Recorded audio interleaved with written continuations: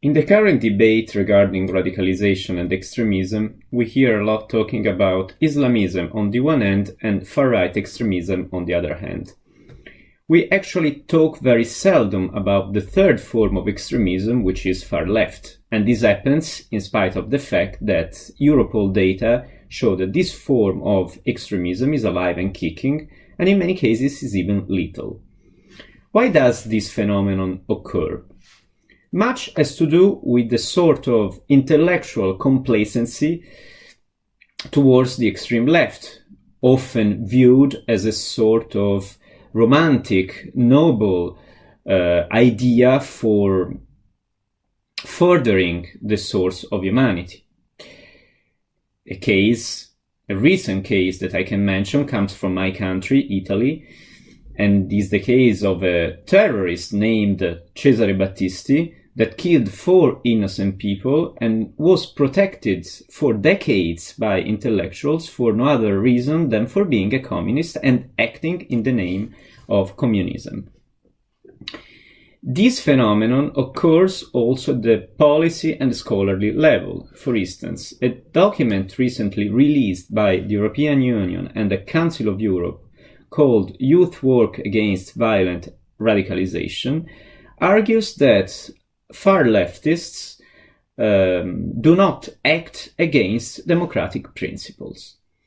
Now, this could open the Pandora box of what democratic means, and it's a discussion that the followers of European Eye on radicalization should know very well, considering the qualification of democratic that Islamist groups like the Muslim Brotherhood claim and often enjoy.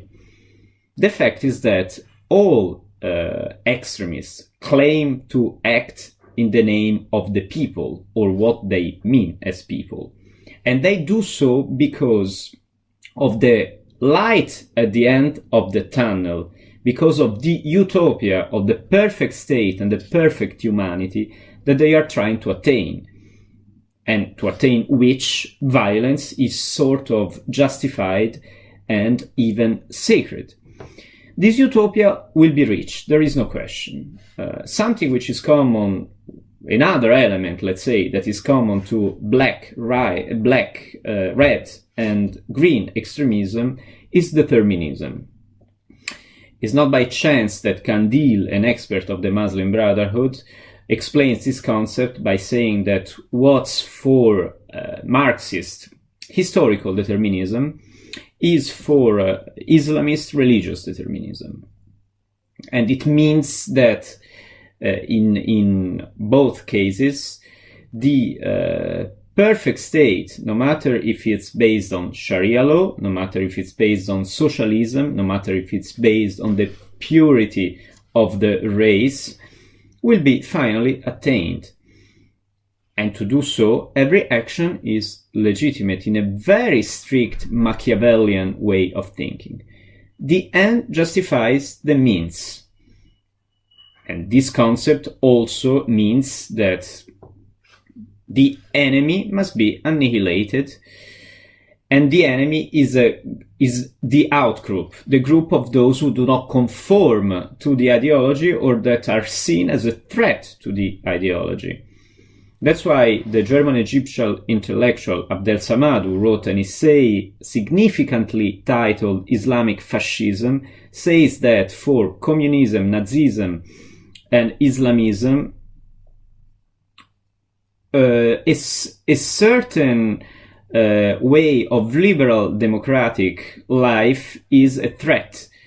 Bodily autonomy, personal freedom, freedom of thought, freedom of the press, freedom of expression, all of these is an obstacle to the realization of the utopia and therefore must be swiped away. Now, this outgroup I was speaking of is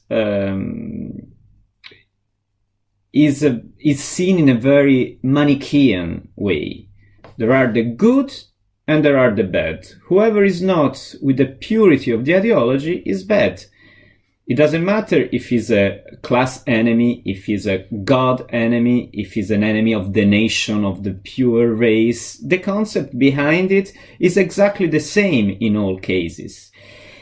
And there is another aspect which is common to the three ideologies and which enlarges constantly the outgroup. The fact that the ideology is sacred. This means that whoever, even closer to it, but if he starts to challenge it, he immediately becomes a heretic. And therefore, it joins the ranks of the enemies, and it must be annihilated too. So history should have taught us by now what happens when this kind of thinking acquires power.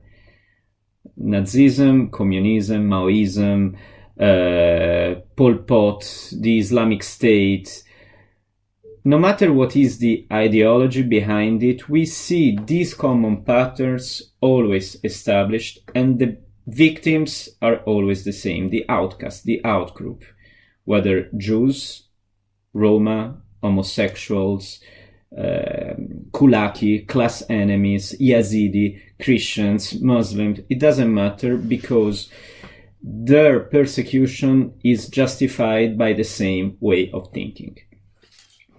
On the basis of these historical examples, we should have learned that we should never forget the Kantian principles to treat human beings always as ends and never as means. It is never legitimate to persecute individual men and women made of flesh, blood, thoughts, feelings in the name of the construction of the perfect man with a capital M. And it doesn't matter if this is commanded by a green, a red, or a black book.